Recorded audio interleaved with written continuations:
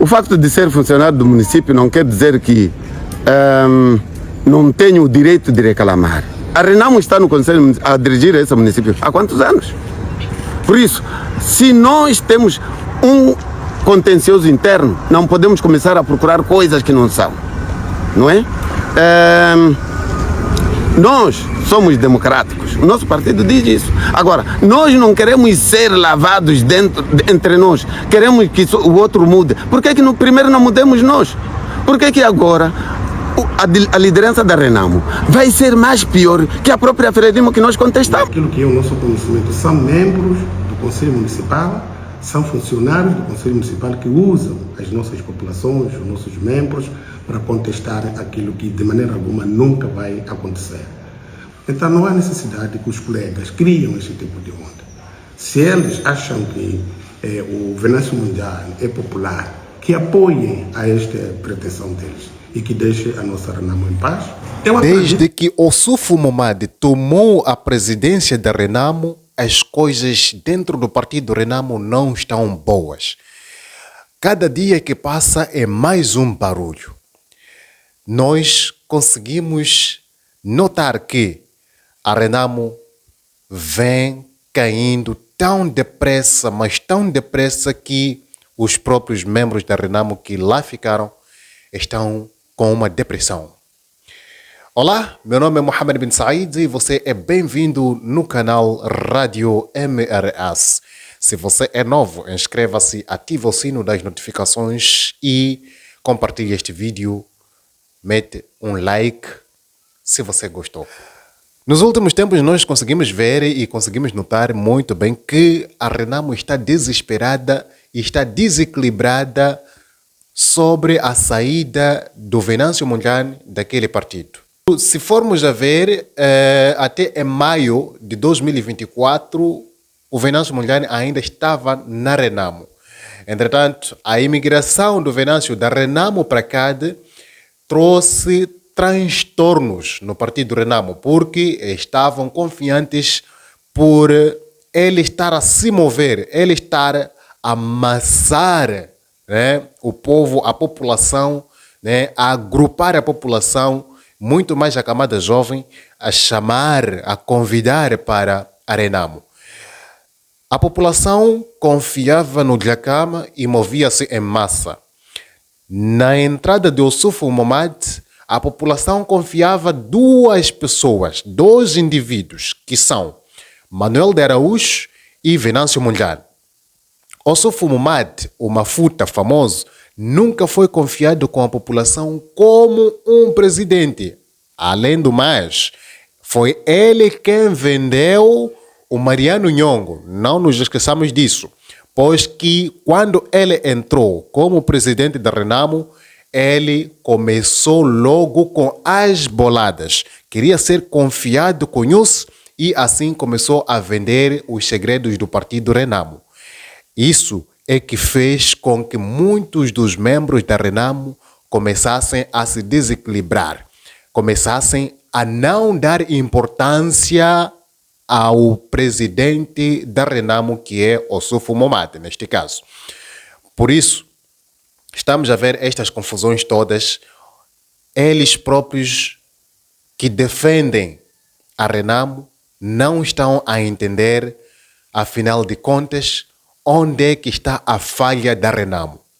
Mas não estão a olhar para o lado certo. A falha está na escolha, na posição do próprio líder. Porque desde sempre nós falamos que o Osufo Momade não está capacitado para governar uma nação. Não está capacitado para governar um partido, para liderar um partido. Osufo Momade, nós não vamos comparar o Osufo Momade com Afonso Dhlakama. Nós tínhamos esperança em Antônio Muxanga, mas o Antônio Muxanga, desde o ano passado, 2023 neste caso, ele vem se mostrando, vem manifestando decadência. Ele está a cair por terra. Antônio Muxanga, por muito tempo, ele vibrou como um deputado muito forte, um deputado que esteve sempre na linha de frente, em defesa daquilo que são interesses da população, do povo. Ele sempre lutava, ele sempre mostrava a garra. Isso quando o Afonso Dhlakama estava vivo. Mas, nos últimos tempos, desde o ano passado, nas autarquias, ele vem nos mostrando que passou a ser um lambe-bota.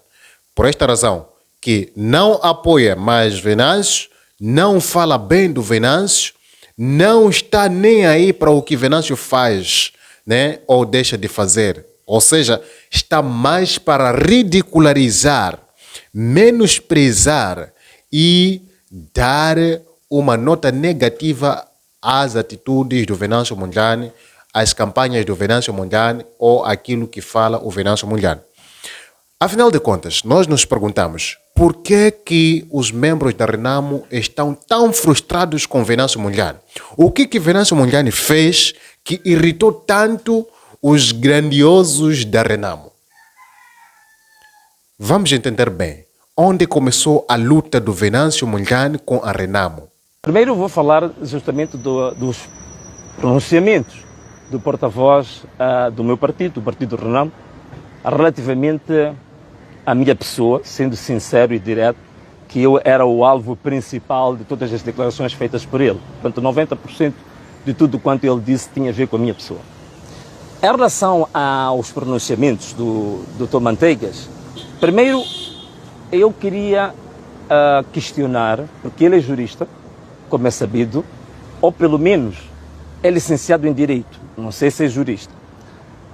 Como licenciado em Direito, ele sabe muito bem que atos desta natureza, eles só são válidos a partir de uma deliberação. Portanto, não é uma conversa de café, não é uma conversa circunstancial. Logo, todo tipo de deliberação vincula um determinado órgão.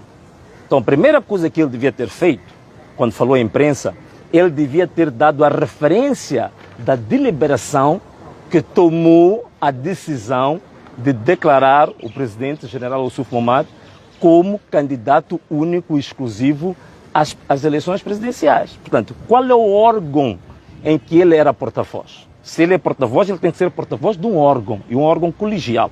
Qual é esse órgão? E qual é que é, de fato, esse candidato? Ou então o próprio Manteigas é que é candidato? Portanto, esta é a primeira questão que nós temos que colocar. E outra tristeza nas afirmações do Dr. Manteigas é que todo jurista, quando quer falar de aspectos que têm a ver com normas internas, tem a ver com regulamentos internos, tem a ver com questões processuais, deve fazer referência à norma específica dos estatutos que sustenta a sua declaração.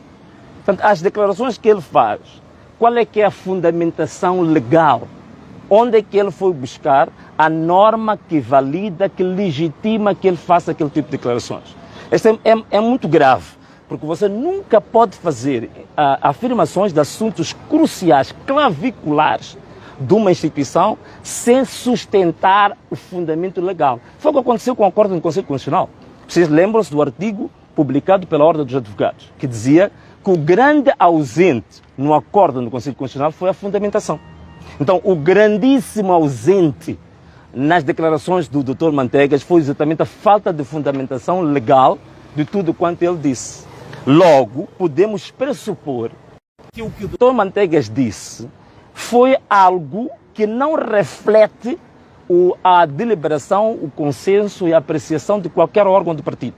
Seja uma reunião de quadros, seja do Conselho Nacional, seja da Comissão Política Nacional, seja muito menos do Congresso, que ainda não foi realizado.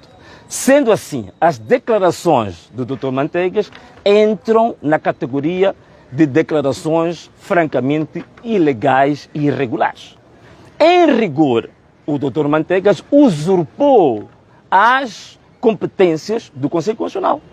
E quando ele começa a falar de aspectos particulares de um candidato ou de outro candidato, falando de aspectos disciplinares de potenciais candidatos, ele usurpa as competências de um outro órgão que é o Conselho Nacional de Jurisdição, que tem competência para tratar das matérias de disciplina interna. Entanto, o Dr. Manteigas usurpa competências do Conselho Nacional, do Conselho Nacional de Jurisdição e também do próprio Congresso. Sendo assim, quem realmente violou os estatutos, quem realmente violou as regras internas, normas internas, foi justamente o Dr. Manteigas. Então, eu penso que, em rigor, o Conselho Nacional de Jurisdição devia abrir um processo disciplinar contra o Dr. Manteigas. O que ele fez foi violação clara dos estatutos. Vejam só uma coisa, ele não afirma que o general, Sua Excelência General Youssoufo Momad, é candidato à sua própria sucessão à presidência do partido.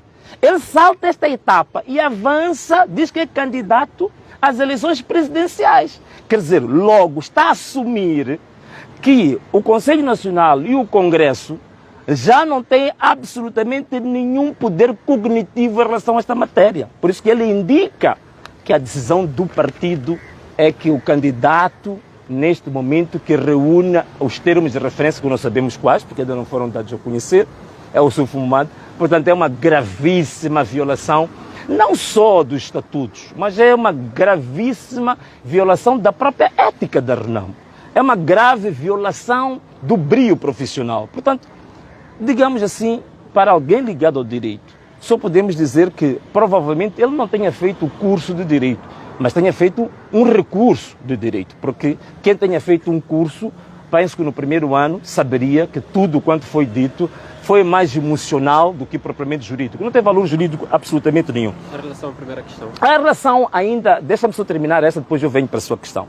Outra questão que eu também queria levantar aqui é que o Dr. Manteigas coloca em causa os jovens que de uma forma livre pronunciaram-se, por acaso não sabia, diz que esses jovens, insultou os jovens, portanto falou muito mal desses jovens, como se esses jovens não tivessem a história do partido, não tivessem a alma do partido, que não estivessem a trabalhar para os objetivos nobres do partido, que é totalmente errado. É um insulto à juventude que apoiou a Renamo incondicionalmente.